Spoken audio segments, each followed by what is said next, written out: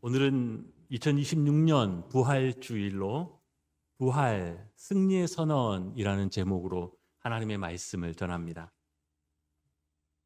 사람들은 모두가 각자 자기의 자리에서 열심히 살아갑니다. 가정을 지키고 또 건강을 관리하고 자기의 목표를 이루기 위해서 애를 씁니다. 그런데 그렇게 분주하고 열심히 살아가는 그 인생을 조금만 속을 들여다보면 우리를 붙잡고 있는 근본적인 질문들이 있습니다. 이렇게 살아가는 게 맞는가? 내 삶은 어디로 가고 있는 것인가? 특히 요즘 젊은 세대일수록 이런 질문이 더 많습니다.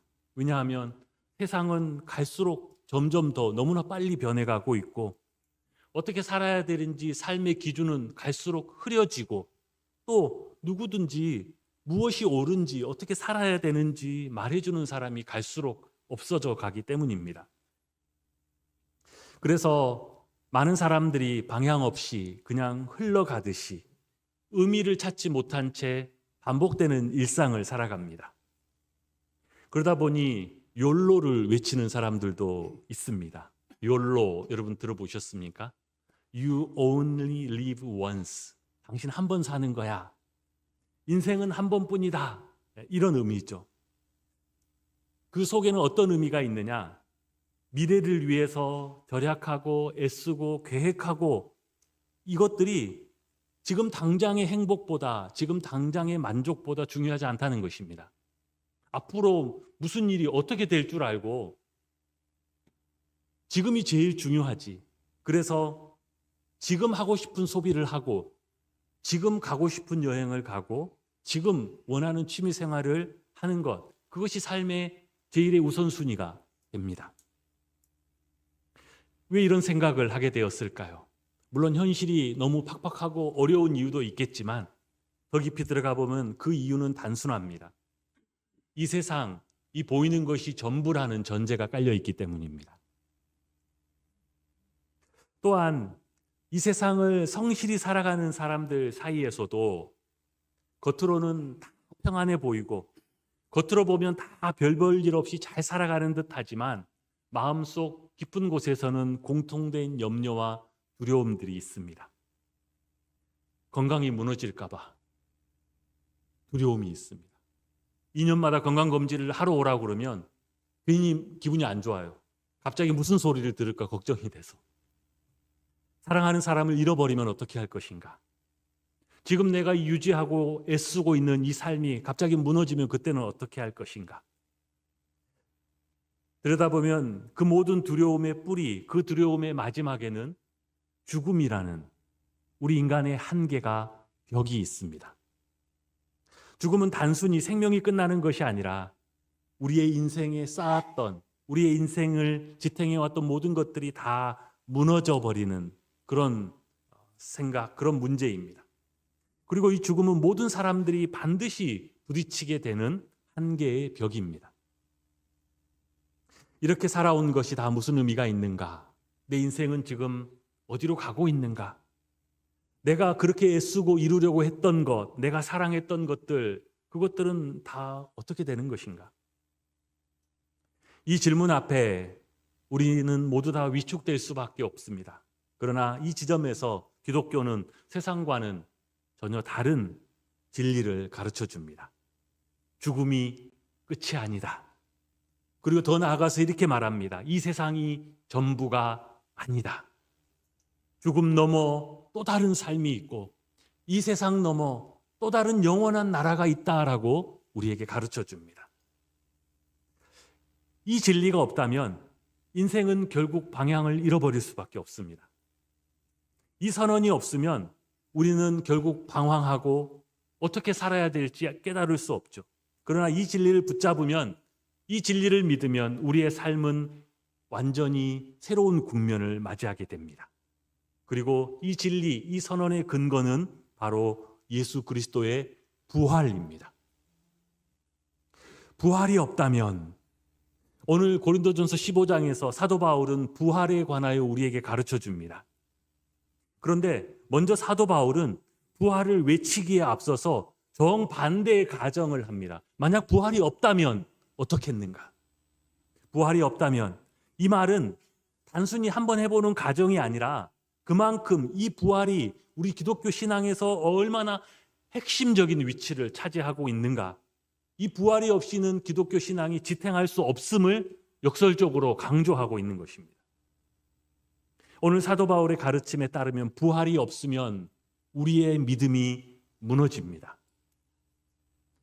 오늘 17절에 그리스도께서 다시 살아나신 일이 없으면 너희의 믿음도 헛되고, 우리가 예수를 믿는 이유는 그분이 선하고 착했기 때문이 아닙니다. 우리가 예수를 믿는 이유는 그분이 죄가 없음에도 참 희생적인 삶을 살아 우리의 모범이 되기 때문이 아니에요. 우리가 예수를 믿는 이유는 그분이 나의 죄를 대신 지고 죽음을 이기신 우리의 주님이시기 때문입니다. 만약 부활이 없다면 기독교는 단지 윤리적인 가르침에 지나지 않습니다. 착하게 살아라, 선으로 갚아라, 원수를 사랑해라. 세상 사람들 그것을 좋아하죠. 그러나 우리는 그 말씀을 주님의 음성으로 듣지만 그것 때문에 예수님을 믿는 게 아닙니다. 믿음은, 만약에 부활이 없다면 믿음은 더 이상 구원의 근거가 되지 못하고 그냥 심리적인 위로에 지나지 않을 것입니다. 또한 부활이 없다면 우리는 여전히 우리의 죄 가운데 남아있게 될 것입니다. 오늘 17절에도 말하고 있죠. 너희가 여전히 죄 가운데 있을 것이요. 십자가는 죄 없으신 주님께서 우리의 모든 죄를 대신 지시고 그 값을, 그 대가를 치르신 것입니다. 죄인이 받아야 될 형벌과 고난과 사망의 저주를 대신 당하신 것입니다. 그러나 부활은 십자가에서 주님이 지불하신 그 모든 것이 완전히 받아들여졌다라는 증거입니다. 그러므로 부활이 없다면 우리는 주님이 우리를 위해 죄를 대신 지시고 그 모든 값을 치르시고 우리의 죄가 다 해결되었다라는 것을 우리는 알 수 없습니다. 영원히 미죄로 남게 됩니다. 그러므로 우리는 여전히 죄인의 모습으로 거룩하신 하나님 앞에는 설 수 없는 그런 존재가 되는 것입니다. 또한 부활이 없다면 죽음이 모든 것을 끝내게 됩니다. 오늘 18절에 잠자는 자도 망하였으리니, 여기서 잠자는 자는 지금 늦잠 자고 있는 사람을 뜻하는 것이 아니라 믿음으로 살다가 먼저 죽음을 맞이한 성도들을 뜻합니다. 그 믿음으로 살고 먼저 죽은 자들의 상태를 잠을 자고 있다라고 표현해 줍니다. 그들은 믿음으로 살았고 그 믿음을 붙들고 살다가 부활의 때를 바라보며 먼저 죽음을 맞이했습니다. 부활의 소망을 가지고 지금 잠들어 있습니다. 그런데 만약 부활이 없다면 그들은 완전히 망한 것입니다. 그들이 살았던 믿음, 그들이 인내했던 모든 고난과 순종과 하나님 앞에 살았던 모든 것들은 다 허사가 돼버리는 것입니다. 그래서 사도 바울은 말합니다. 부활이 없다면 세상 모든 사람들 중에서 우리 믿는 자들이 더욱 불쌍한 자일 것이다. 그만큼 부활은 우리의 믿는 바에서 가장 중요한 진리임을 강조합니다. 그러나 사도 바울은 말합니다. 예수님께서 부활하셨습니다. 20절 말씀에 그러나 이제 그리스도께서 죽은 자 가운데서 다시 살아나사, 그러나 이제는 그분이 부활하심으로 모든 것이 다 밝히 드러나고 모든 것들을 하나님께서 확증해 주셨음을 말합니다. 절망이 소망으로 바뀌고 죽음이 생명으로 바뀌고 패배가 승리로 바뀌었습니다. 그리스도의 부활과 함께 모든 것이 새로운 국면을 맞이했습니다. 구원의 역사, 즉 구속사에서 하나님이 창세 이후로 에덴 동산에 있었던 타락 이후로 죄인들을 구원하기 위한 하나님의 그 구원의 역사에 있어서 부활은 단순히 하나의 기적 그 이상을 뜻합니다. 그리스도께서 하신 모든 일들에 대한 하나님의 확증, 그것이 부활입니다. 예수님은 모든 죄를 지시고 십자가의 고난과 죽음을 당하셨습니다. 그런데 모든 것이 여기에서 끝이라면 우리는 주님이 행하셨다고 하는, 또 주님이 말씀하셨던 모든 일의 최종 결과 진위를 확인할 방법이 없습니다. 예수님이 그냥 한 개인으로, 한 인간으로서 십자가를 지고 죽은 것인지, 진실로 그분이 하나님의 아들로 모든 인류의 죄를 대신 지고 죽으신 것인지, 그리고 그분의 말씀대로 우리의 모든 죄가 하나님 앞에서 다 용서받고 해결이 되었는지, 또 그분의 약속대로 하나님의 나라와 구원이 이루어질 것인지, 부활은 이 모든 것들에 대한 하나님의 확증입니다. 그분이 하나님의 아들이셨다는 것, 그분이 모든 죄의 문제를 하나님 앞에서 해결하셨다는 것, 그분이 이제 하나님의 나라와 구원을 우리에게 베풀어 줄 모든 것을 하나님을 통해 이 부활이 확증하고 있습니다. 또한 예수님의 부활은 사망 권세에 대한 승리입니다. 사망은, 이 죽음은 죄 때문에 이 세상에 들어왔습니다. 원래 하나님의 창조의 계획에는 없었으나 에덴 동산에서 인간이 타락하고 죄가 이 세상에 들어올 때 그 죄에 대한 대가, 값으로 처음 이 세상에 들어왔고, 그 권세로 사탄은 모든 인간을 붙잡고 그 사망의 권세 아래 두고 있습니다. 죽음, 사망은 그 죄의 대가이면서 마지막 사탄이 모든 죄인들을 움켜쥐는 마지막 권세입니다. 예수님은 십자가의 죽으심으로 우리의 모든 죄를 대신 지시고 그 사망의 권세 아래 놓이셨습니다. 모든 죄인이 놓여야 할 그곳에. 그러나 그곳에 머물러 계시지 않고 부활하심으로 그 죽음의 권세를 깨뜨리셨습니다. 그러므로 부활은 이제 예수 안에서 더 이상 사망이, 죽음이 우리를 속박할 수 없음을, 더 이상 우리를 옮아맬 권세가 없음을 우리에게 선포해 주고 있습니다. 또한 예수 그리스도의 부활은 수많은 부활의 시작입니다. 오늘 20절에 그리스도께서 부활하심으로 부활의 첫 열매가 되셨다고 했습니다. 이 첫 열매라는 표현은 구약의 추수를 염두에 둔 표현입니다. 구약 성경의 첫 열매라는 의미는 단순히 첫 번째 익은, 첫 번째 수확하는 그런 의미를 넘어서 전체 수확의 시작을 뜻하고 전체를 대표하는 의미를 가지고 있습니다. 그러니 예수님께서 우리의 첫 열매가 되셨다라는 것은 이제 그분을 따라 수많은 부활이 있을 것을 예고하고 있습니다. 이것이 왜 중요합니까? 부활은 예수님에게만 일어났던 특별한 사건이 아니라 그를 믿고 고백하는 모든 이들에게 일어날 사건이고 우리가 소망하는 바이기 때문입니다. 그러면 이 부활은 우리 그리스도인들에게 어떤 영향을 끼치는가? 첫 번째는 정죄로부터의 완전한 자유입니다.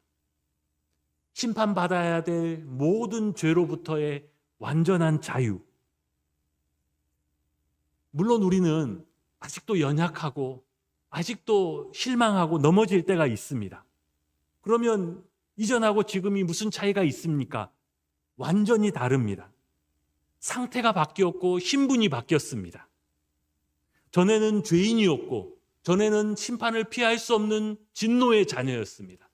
그러나 이제는 사망에서 생명으로 옮겨졌으며 진노의 자녀에서 하나님의 자녀로 완전히 우리의 신분이 바뀌었음을 믿습니다. 때로 우리가 넘어지고 때로 우리가 죄와 허물에 쌓인다 할지라도 그것은 생명 안에서, 그것은 하나님의 자녀로서 갖고 있는 문제이지 더 이상 죄의 정죄 아래, 더 이상 심판 아래서 갖고 있는 죄가 아님을 믿습니다.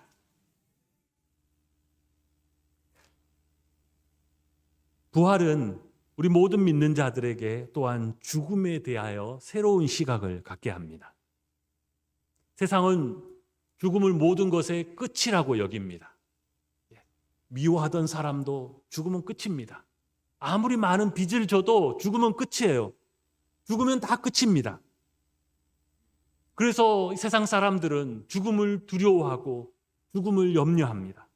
그러나 부활신앙을 가진 우리 성도들에게는 죽음은 한 번 통과해가는 문과 같습니다. 우리가 현관을 열고 들어가면 그 문을 통해서 우리의 집 안으로 들어가는 것과 똑같은 거예요. 죽음은 그렇게 문턱을 넘어 또 다른 세상, 영원한 하나님의 나라로 들어가는 과정인 것입니다. 그래서 성경은 이 죽음을 과정으로 잠시 머물게 되는 잠으로 표현합니다.